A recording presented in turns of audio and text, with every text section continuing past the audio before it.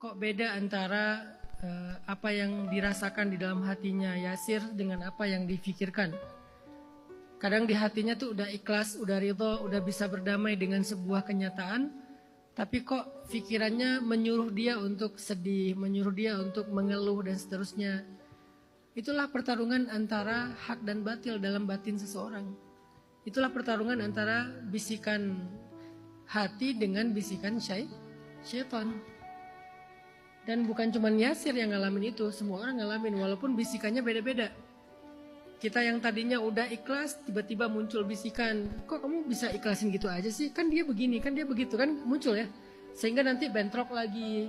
Jadi kita akhirnya marah lagi, akhirnya kita kayak jadi gak ikhlas lagi. Memang selalu kayak gitu bisikannya. Bagaimana cara menstabilkan perasaan yang udah baik di dalam hati kita tadi biar gak terpengaruh oleh bisikan-bisikan di pikiran kita. Alladzi yuwaswisu fi sudurin nas. Gimana caranya? Kita belajar untuk memilih perasaan itu karena iman. Bukan memilih perasaan itu secara subjektif. Tapi karena iman. Kenapa Yasir berdamai? Karena percaya Allah pasti akan memberikan jalan yang terbaik. Kenapa Yasir jadi enggak larut dalam rasa penyesalan dan sedih? Karena yakin setiap Allah takdirkan sesuatu pasti ada hikmahnya, pasti ada kebaikannya. Nah, pilihlah perasaan ridho, perasaan damai karena yakin kepada Allah atau karena iman, bukan karena memang ya udah aku mah santai aja orangnya. Kalau gitu tuh agak labil. Tapi kalau karena ada pegangan iman, itu kayak pohon yang ada akarnya. Sehingga gimana pun guncangannya, pohon itu akan tetap tegak berdiri. Tapi kalau pohon itu nggak ada akarnya, maka dia akan roboh.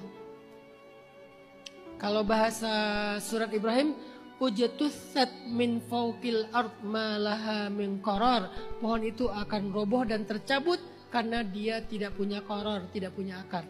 Tapi kalau dia punya akar, asluha thabitun far'uha fis sama tu'ti ukulaha kullahinin biidni rabbiha.